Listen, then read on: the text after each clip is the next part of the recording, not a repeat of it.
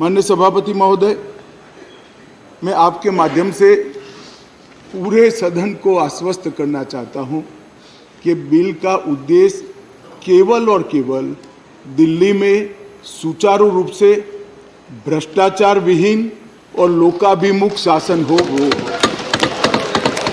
अब किसी को भ्रष्टाचार विहीन और लोकाभिमुख शासन में विरोध है तो इसका तो मेरे पास कोई जवाब नहीं है, मगर मैं इतना जरूर आश्वस्त करना चाहता हूं कि बिल के एक भी प्रावधान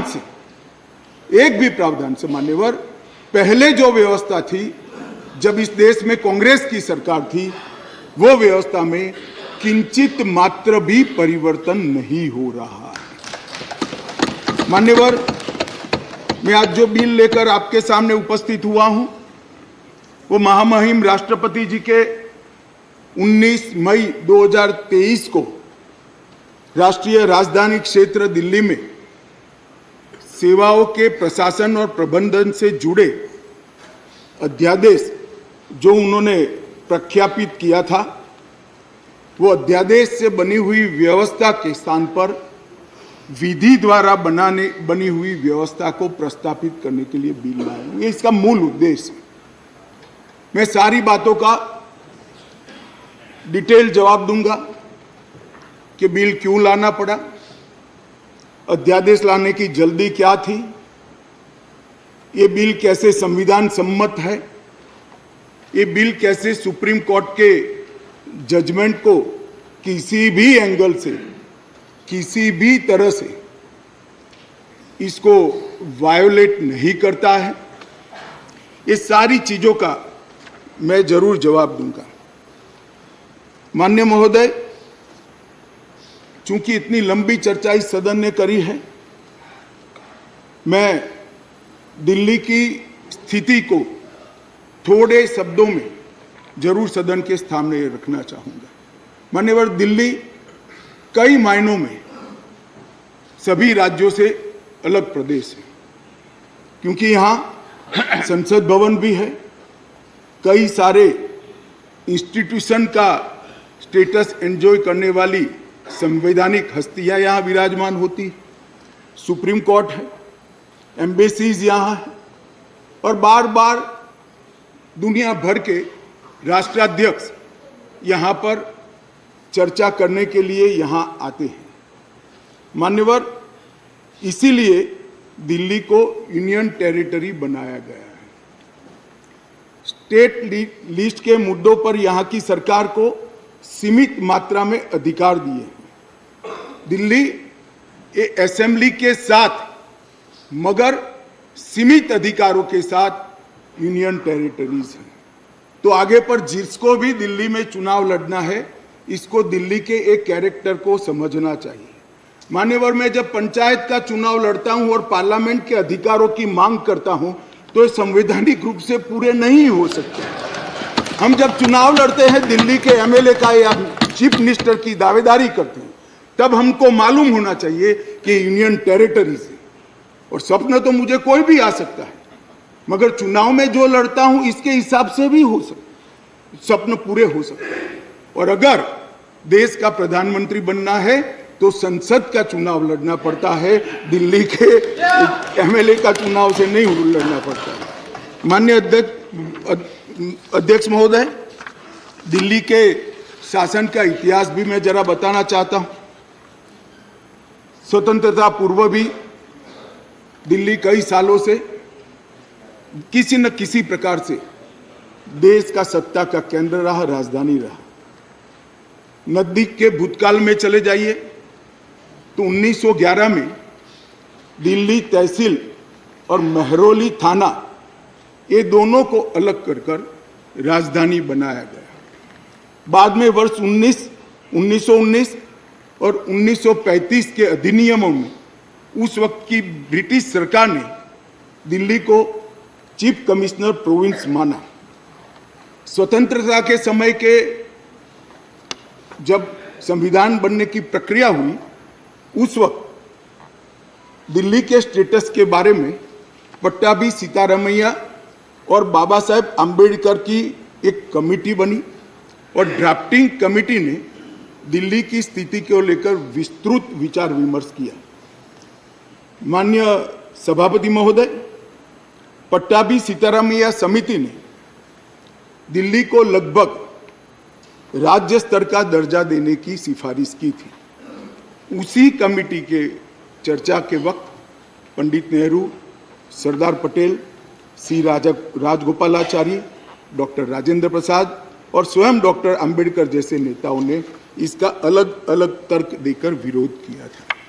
मान्यवर, 1949 में संविधान के अंतिम मसौदे के साथ संविधान सभा के अध्यक्ष को भेजी गई डॉक्टर अंबेडकर की रिपोर्ट का मैं पेरा पढ़ना चाहता हूं। जहां तक दिल्ली का सवाल है, हमें ऐसा लगता है कि भारत के राजधानी के रूप में शायद ही किसी स्थानीय प्रशासन के अधीन दिल्ली को रखा जा सकता है। संयुक्त राज्य अमेरिका में संसद राजधानी के संबंध में पूर्ण विधायी शक्ति का अधिकार रखती है। ऑस्ट्रेलिया में भी ऐसा है। आगे अंबेडकर की रिपोर्ट कहती है, किसी विशेष क्षेत्र के मामले में क्या किया जाना है, ये राष्ट्रपति अपने आदेश द्वारा निर्धारित करेंगे। निसंदेह वह अन्य मामलों की तरह इसमें भी जिम्मेदार मंत्रियों की सलाह पर काम करेंगे। यदि वह चाहे तो दिल्ली में एक उपराज्यपाल रख सकते हैं। वह आदेश द्वारा एक स्थानीय विधायिका भी बन सकता है और इसके संगठन एवं शक्तियों का प्रावधान संसद कर सकती है। मान्यवर, श्रीमान मनोज जी ने कहा कि मैं कोटेशन को पढ़ाता हूं। मनोज जी, अगर इसी प्रकार के कोटेशन का इंटरप्रिटेशन आप जेएनयू में पढ़ाते होगे तो विद्यार्थियों की बुरी गत होगी। कोटेशन का रेफरेंस मान्यवर कई मायनों में बदलता है, मगर भौगोलिक स्थिति और राजधानी का अस्तित्व ये तो आज भी वही है। ये जो रिपोर्ट है वो इसलिए दिल्ली को पूर्ण राज्य बनाने के साथ सहमत नहीं थी कि दिल्ली राजधानी क्षेत्र है। मनोज जी जरा समझा दे सदन को कि आज क्या दिल्ली राजधानी नहीं है? आज दिल्ली की राजधानी का महत्व समाप्त हो चुका है। कोटेशन कुछ ऐसे होते हैं मनोज जी जो पृथ्वी के अंत तक सत्य सनातन होते हैं, बदलते नहीं। कुछ कोटेशन ऐसे भी होते हैं।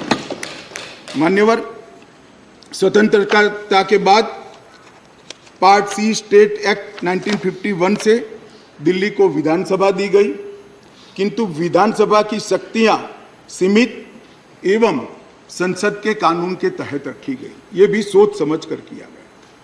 वर्ष 1956 में राज्य पुनर्गठन आयोग की सिफारिशों के आधार पर दिल्ली में विधानसभा को भंग कर दिया गया और दिल्ली को संघ शासित प्रदेश बना दिया गया। लगभग 3 दशक तक मान्यवर व्यवस्था चलती रही। 87 में सरकारिया कमेटी बनी जो बाद में बालकृष्णन कमेटी में परिवर्तित हुई और उसमें 1991 में 69वां संवैधानिक संशोधन किया, जिसमें संविधान में धारा 239 ए डाली गई और दिल्ली को विशेष दर्जा दिया गया। मैं इस बात पर पूरे सदन का ध्यान आकृष्ट करना चाहता हूं कि दिल्ली के रेफरेंस में संविधान का जब भी जिक्र करते हैं दिल्ली के शासन को मिले हुए अधिकारों के लिए, तब संविधान में धारा 239 ए को पढ़ना होगा, क्योंकि ये विशेष धारा है जो यूटी राजधानी क्षेत्र को व्याख्यायित करती है और उसकी शासन संबंधी सभी व्यवस्थाओं को इसमें वर्णित किया गया है। अब इसमें आप यहाँ पर ऐसा भाषण करेंगे कि आज दिल्ली की बारी है, कल उड़ीसा की है, आज दिल्ली की बारी है, कल आंध्र प्रदेश की है, आज दिल्ली की बारी है, कल फलाने राज्य की है। कोई संसद सदस्य ऐसी बातें सुन के अपना मत नहीं बदलेगा।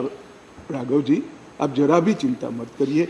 ऐसा नहीं है कि सिर्फ आप पढ़ सकते हैं, सभी लोग पढ़ सकते हैं, सभी लोग समझते हैं और सभी लोग चीज़ों को जानते भी हैं। सभी लोग जानते हैं कि इस प्रकार के बदलाव किसी राज्य में नहीं हो सकते, यूटी में ही हो सकते।